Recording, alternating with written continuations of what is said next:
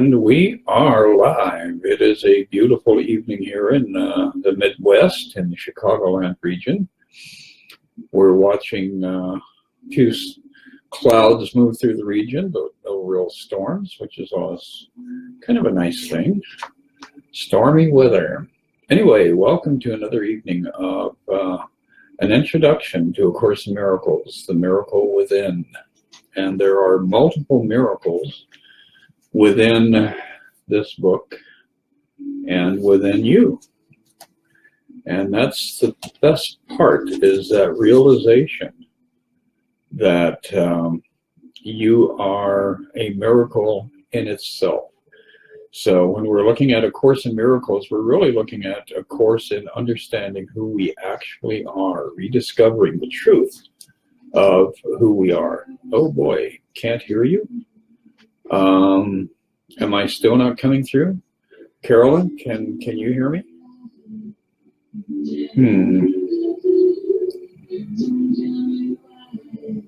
And it seems like,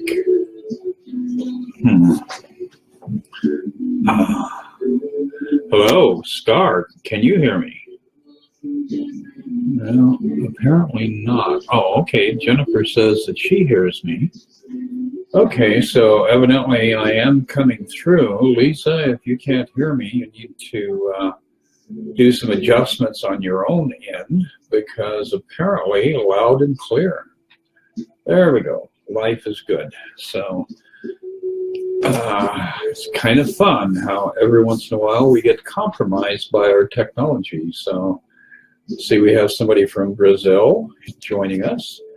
And tonight we're going to look first at the lesson that is going to be coming up tomorrow. So if you're doing the lessons in A Course in Miracles, tomorrow's lesson, Thursday, the 8th of March, is what we'll be addressing. And we got Miami, that's cool. So the lesson for tomorrow is lesson number 67. And this is a really, really powerful reinforcement of your divine truth, because it's very easy to get caught up in all of these material world excursions through the land of darkness and shadow, and we forget who we are, and we load up on guilt and regret, and we're constantly projecting out of this illusion and into an even darker place. So really the trick is to get back on course and take a look at who you really are. And the lesson number 67 is love created me like itself. And I really like that idea that I was created in love, by love. I am an expression of love. I am love itself. So today's idea is a complete and accurate statement of what you are. This is why you are the light of the world. And if you've been doing the lessons, you'll know that throughout both the text and the lessons, we constantly are being reminded that we are the light of the world. As long as we're attuned to the Christ within us and not to our ego, we are bringing light into a very dark region. This is why God appointed you as the world's savior. Wow, that's kind of a huge task, it would seem. But again, it's riddled with paradox. And the paradox is that as soon as you stop trying and simply surrender to that presence within you, you can take on any challenge that is presented to you. And that's the beauty of the truth of our identity. We encounter difficulties and flip into ego mode and pull out our sword and try to hack our way through a barren wilderness. And the truth is, as soon as we lay down our aggression and restore our mind to that idea of love, we start to actually have an impact. This is why the Son of God looks to you for his salvation. Who's the Son of God? Everybody around you. So everybody on the planet is a son of God.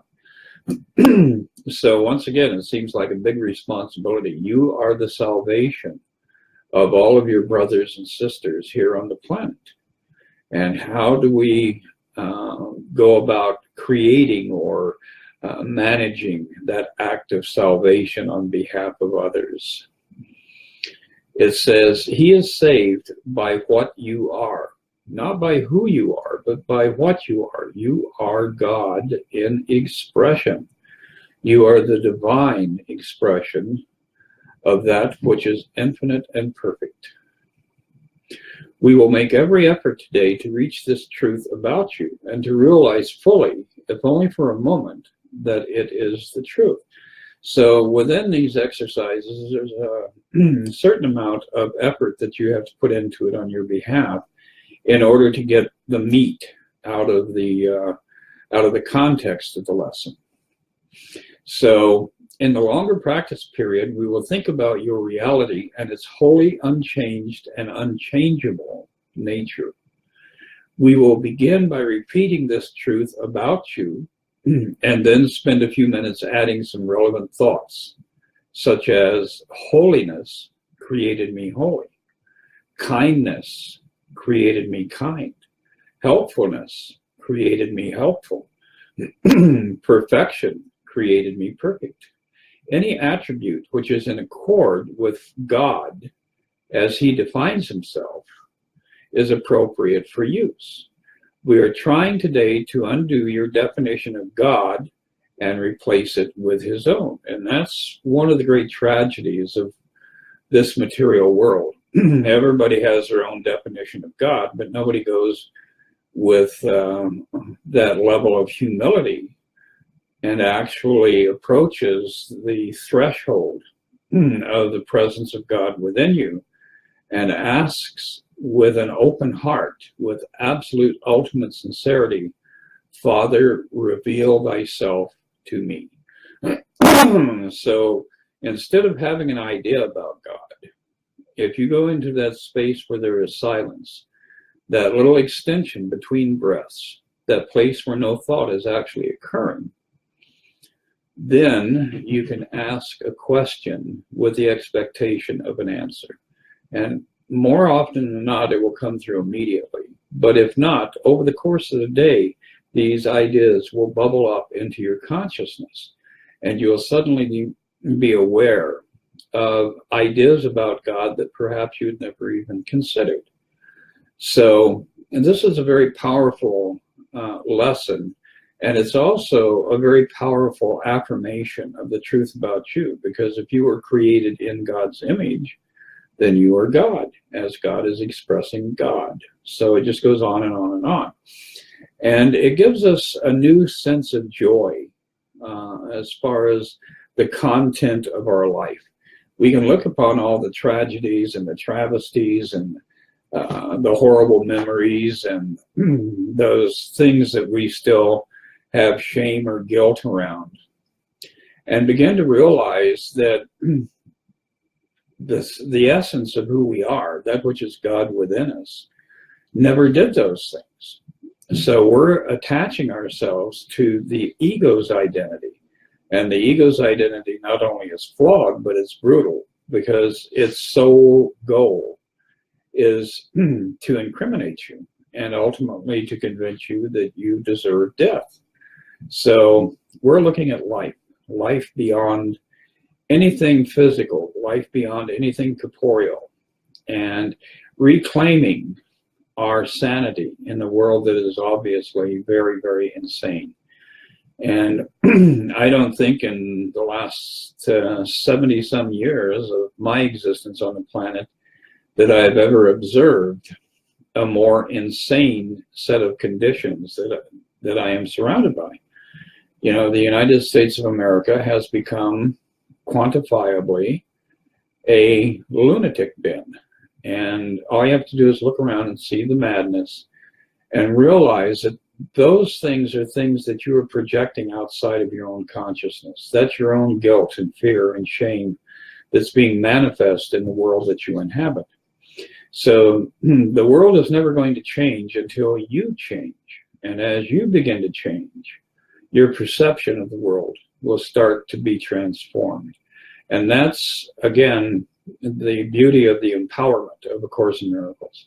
You know, one of the other lessons that comes up frequently, and again, it's found in the text, that whole idea of culpability has to be released at some point. And the ego is definitely culpable of all sorts of insane acts, but the truth of who you are, the Christ within you, your actual identity, is as stainless as white linen on a bright summer day. You know, it is just such a beautiful realization that you are not vulnerable to the world that you are surrounded by, and that you have no guilt to attach yourself to as far as the association with this world. You can forgive this world effortlessly, and you can restore to your own mind the truth of who you are. And that is that you never detached yourself from God, from your Creator, and your Creator is living and expressing itself through you.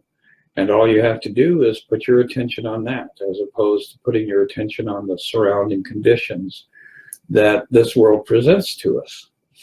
So it says, any attribute which is in accord with God, as he defines himself, is appropriate for use. We are trying today to undo the definition, your definition of God, and replace it with his own. We are also trying to emphasize that you are part of his definition of himself. So again, it's getting back to the truth of who we are and stepping outside of that ego, which is always blaming and accusing and attacking and projecting and crucifying, you know. And that really is one of the stains of guilt that the ego carries with it. There are not egos in plurality. It may seem that way, but the truth is there is one ego expressing itself in infinite form and fashion. And that very ego is the ego that took Jesus to the cross and crucified him, and took the Jews to the encampments where they were literally put to death by the thousands, and the Native Americans who were slaughtered as the whites came into this country to colonize, or ultimately to take over and usurp the prevailing society that was there before. Every guilty act, every act of aggression, every act of hostility and anger and blame and darkness is attached to your ego. So if you really want to get down to the basics around your ego, you know that that ego is always loaded with guilt and is always feeling like, you know, I crucified everybody else, so therefore I should be crucified, because that is the thinking that goes on within the ego. So that is a powerful incentive when you really stop and think about it, to step away from the ego and to step back into your own inner truth, to become a person who is without guilt and without shame and without fear, and to be able to express love in the darkest of circumstances, to be able to encounter people who are attacking you, condemning you, wanting to drag you off to some hideous situation and crucify you in the most literal sense. If you can do as Jesus did and say, forgive them, Father, they don't know what they're doing. They're out of their mind. They're identified and entrenched in the ego. And so it's very easy then to become an expression of love in a very dark set of conditions.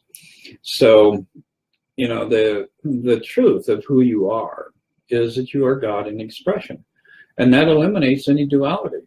There often people, you know, babble and come up with these little platitudes where they're saying things that they don't really comprehend, you know. But when you actually do your work and get down to the core of your own essence, the core of your own being, you will discover at that region, at that place, number one, a new level of serenity that you never imagined could exist. And number two, a new level of love, which you are unable to comprehend initially because it is so different than what you believed love was. Because love is an active force. It is one of the most powerful, or it is the most powerful force in the universe. Love builds, love creates, love extends. Love is your passport into eternity.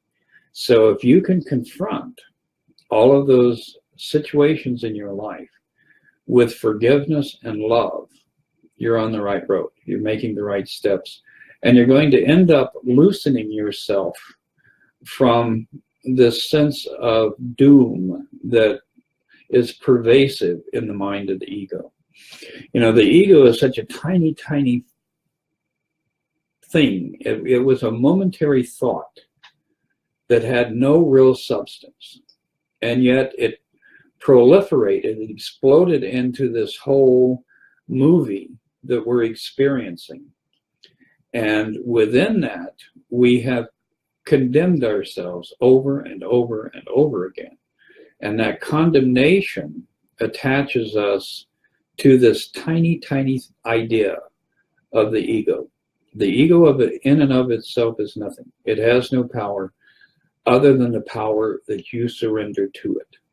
So it's up to you to step away long enough to experience the depth of who you are. And that is love. That is love in expression. That is God. So you are God being expressed by God within God. So when somebody comes along and says all is God, hopefully they've actually arrived at that plateau where they recognize the truth in that statement. Otherwise, when we make a statement like all is God and relate to it from the eyes of the ego, then we can become very perverse very easily. So we have to step back and surrender that personal self. So Mary, Joe, Jane, Herman, whoever you are, that identity that you have manufactured, that sense of self that you are so protective of, that ultimately is the one thing that is blocking you from your truth, from your power, and from your capacity to live life to its fullest. So going on a little bit further here, it says, it will be particularly helpful today to practice the idea for the day as often as you can. And that's one of the things about these affirmations that we find in the workbook, is that the more you get into a process of repeating these things to yourself, the more you entrench them in your consciousness. And that's especially effective when you find yourself getting really, really ticked off at somebody because they cut you off in traffic, or, you know, when your co-worker does something completely inane and really lights you up and you just want to bash them upside the head. All of these different instances where you are venting, where you are embracing that anger, if you can stop and go to a line from the Course that grounds you, then you can come out of that darkness very, very rapidly. My favorite line from the Course is, I am as God created me, and God created me in the image of God. So you're constantly affirming that you are God in expression, and you're constantly rebuking that eternal or seemingly eternal enemy that has plagued mankind from the dawn of creation, the personal ego.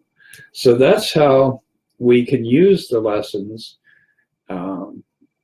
to refocus our attention and to redirect our thought and to step out of our anger, to step out of our panic and our fear.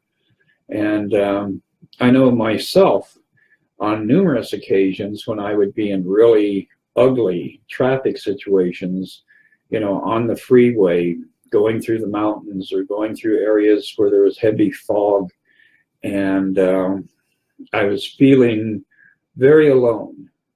If I would start using some of my affirmations and invoke the presence of Jesus, it would be miraculous the way that the situation would be transformed, and I would have a new sense of confidence and a new sense of being secure and being in control. And so all of these ideas are tools that we can use in a very practical application throughout the activities that we're engaged in all day long. So I urge you to go online, look at A Course in Miracles, look at the workbook, and spend some time with it. Really delve into it, because you will discover that after a few weeks, your sense of being at peace in the world is greatly enhanced. It's a journey for all of us. I've been doing this work for 20 years, and I would never tell you that I have attained that pinnacle of absolute perfection. But I can see the difference in who I was yesterday and 5 days ago and 5 months ago and 5 years ago. And you will watch the progress as you unfold into a different self than you thought you were. So anyway, that hopefully is a little bit of a pep talk there. And we got Boise, Idaho here, and we've got all kinds of people showing up. Got some comments going on. As we continue, what I'm going to do is switch over now to the text.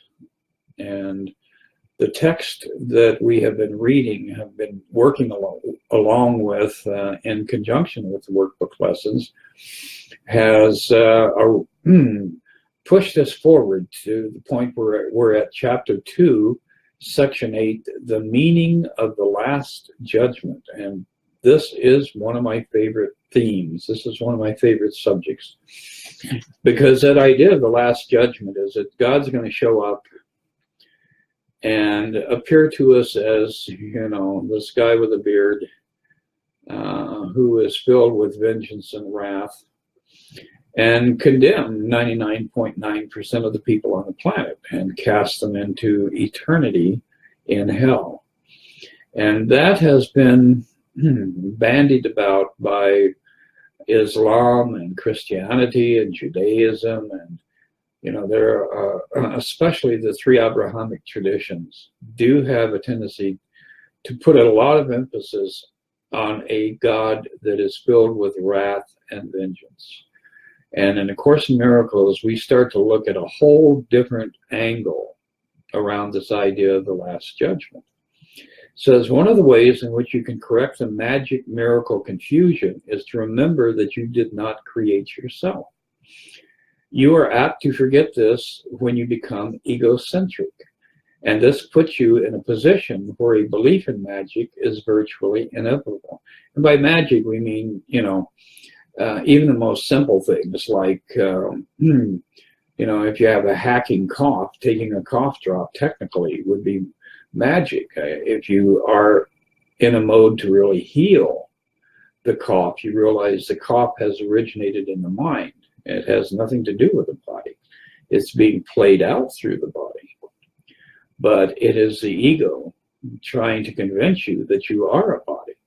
So if you are into miracle mindedness, then you'll go inside and work on surrendering it to the Holy Spirit, letting go of that belief and seeing the cough be eliminated. Since creative ability rests in the mind, everything you create is necessarily a matter of will. And that's a very important point. Our will is so powerful, and we are so afraid of it that we end up torturing ourselves consistently throughout our life by not utilizing our will to heal ourselves. And that is a very, very, very sad circumstance. It also follows that whatever you alone make is real in your own sight, though not in the mind of God. This basic distinction leads directly to the real meaning of the Last Judgment. The Last Judgment is one of the most threatening ideas in your thinking. This is because you do not understand it. Judgment is not an attribute of God. See, God already knows who you are. God sees you as He created you. And God is oblivious to your ego. So when you're doing that vocalized prayer in panic and saying, "Oh God, this is Jill. I really screwed things up here. Will you help me?" God can't hear Jill. Jill doesn't exist to God. But when you can get silent and allow yourself to get back to your truth and step out of that identity you've created, all of a sudden you are filled with God. You are filled with that perfection. You are filled with that immaculate presence that is the truth of who you are. Okay. It was brought into big judgment. It was brought into being only after the separation, when it became one of the many learning devices to be built into the overall plan. Just as the separation occurred over millions of years, the Last Judgment will extend over a similarly long period, and perhaps an even longer one. Its length can, however, be greatly shortened by miracles. Miracles are that act of forgiveness. The device for shortening but not abolishing time. So we forgive, we use the power of our miracle capability to shorten time, but ultimately, when we finally arrive at the end of the timeline, it is God itself that corrects the entire error. If a sufficient number become truly miracle-minded, this shortening process can be virtually immeasurable. It is essential, however, that you free yourself from fear quickly, because you must emerge from the conflict if you are to be able to bring peace to other minds. So basically, we still haven't really examined the Last Judgment in its true depth, but we're approaching it from that angle that any judgment that is utilized is designed by the Holy Spirit, by the presence of the Christ within us, to resolve this idea of separation from God. The Last Judgment is generally thought of as a procedure undertaken by God. Actually, it will be undertaken by my brothers with my help. And of course, the person who is dictating the course is Jesus. So early on in the text, we found out that Jesus confided that he was in charge of the restoration, in charge of the miracle process, and ultimately the atonement, the return to God in totality. It goes on to say, it is a final healing rather than a meting out of punishment, however much you may think that punishment is deserved. Punishment is a concept totally opposed to right-mindedness, and the aim of the Last Judgment is to restore right-mindedness to you. The Last Judgment might be called a process of right evaluation. It simply means that everyone will finally come to understand what is worthy and what is not. After this, the ability to choose can be directed rationally. Until this distinction is made, however, the vacillations between free and imprisoned will, your free will as opposed to your ego imprisoned will, cannot but continue. So basically, that Last Judgment is what you finally come to recognize when you step away from the ego with revulsion and begin to truly transcend all of the mortal identity, all of the things that give us pain and give us insecurity and give us a sense of guilt and give us a sense of longing. I mean, how many people have this deep longing for something and they can't even define it. They don't even know what it is. I want something, but I don't know what it is. Well, what you're seeking, what you're longing for, is that restoration to God, that reunion with your Creator, that reunion with infinite and indescribable love. So the ecstatic experience of life is what we are all heading toward. And when we look around, it's very important not to judge others, but merely to forgive when you see the appearance of shame and guilt and attack and meanness and nastiness. You just step beyond that and go back to your own state of being love, expressing love, being who you truly are, which is God in reflection, God in expression, and God expressed through infinity. So anyway, I hope that that gave you some things to work with for the coming week. And if you go to my website at www.themiraclewithin.org, you'll find a lot of information on the Course in Miracles. You'll find some of my other videos that I do with some of my friends. And hopefully, as you're out there moving through the world, when you're confronted with something nasty or scary or evil, you'll be able to flip back in your mind and use that positive idea, that positive concept that you are as God created you. So get out there, share the love, pass love around, and I'll rejoin you in 1 week.